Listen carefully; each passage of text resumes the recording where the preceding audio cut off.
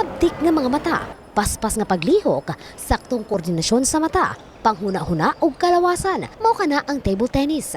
Bata ka man o idaran, babae man o lalaki, tangkad man o malas sa height, pwedeng-pwede ka sa mong sports. Wala sa lawas ang basihan sa mong dula. Apan anaa sa skills ang technique aron ikaw modaog. Sa ikalimang kalilangan National Invitational Table Tennis Tournament, siyam ka mga syudad sa tibok Mindanao ang nagpaindigay og kahanas pag-abot sa dulang table tennis o ping-pong.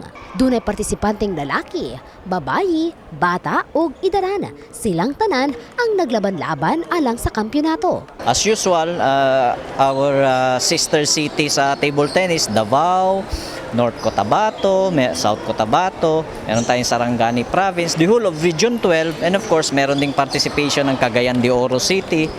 Pero as I observe, yung Butuan, Zamboanga, ever since hindi sila nakakapunta rito kasi parang semi-inactive yung club doon.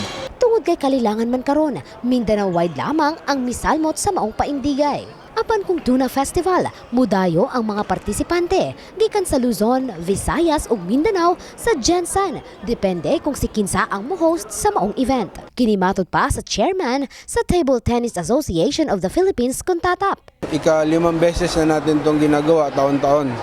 So nag-start tayo noong 2012 at ngayon ika-2016 na. So pang-5 na natin ngayon. Ang 11 anyos nga si Sir Villano Leopold Lorenzo IV ang bigikan pa sa North Cotabato ang gihimo ng habit ang pagdula sa pingpong. Alang kaniya, outlet matud pa niya kini sa iyang kasuko. Ug tungod ni ini, nakadawat na siya og medal isip third runner-up sa baguhay pa lang nga NDAA meet. Sa sports po. Kaya yun po pinili ko dahil yun ang kasi hindi kagaya po sa basketball. Ang basketball po kasi maraming injury. Tapos po, kaya hindi po ako pinayagan kaya kuhain po sana ako sa basketball. Pero ayaw po ng tatay ko kaya ping-pong na lang daw po. Si Jaren Castro, estudyante pa lamang kuno siya. Nakahiligan na niya ang maong dula human masayri nga mahiligo ng iyang pamilya ni ini. Apan gawa sa iyang kalingawan, nahimo na usab kining pambato sa presaa sa national level. Ug upat na ka-silver medal ang iyang nadaugan. I chose table tennis kasi sa family na rin namin. And then my first trainer is my dad. Kaya ayun po. Top 1 player sa Gensan ang teacher trainer nga si Ramil Badayos. O malaumon kini nga sa kasamtangang tournament, mapabili niya ang iyang pagka number 1. Okay, so bilang player sa Gensan ay ipapakita ng taga Gensan ang kanilang galing. Ang kanilang galing hindi lang sa lokal, hindi lang dito na lugar, kundi sa buong bansa makilala yung player ng Gensan na magaling sa larangan ng table tennis. Si Congressman Pedro Acharon Jr.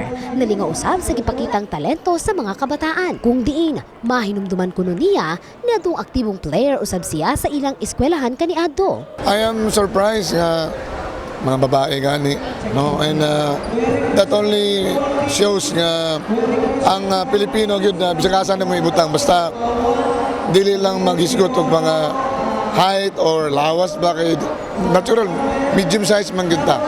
So I hope this will continue. Kahibaluan nga dinhi sa Gensan, adunay aktibong club sa table tennis nga ginatawag nga Table Tennis Association of Gensan nga gipanguluhan ni Ray Salazar. O sa sikit sa mga interesado usab silang i-cater ang mupa-enroll kanila. Punta lang sila sa club andito sa Gaisano. Meron naman tayong in charge doon. Ang registration namin is 300, 100 yung membership, yung 200 is for ID, at saka yung pag-member ka, 20 pesos lang ang laro for whole day na. Pag non-member, 50 pesos.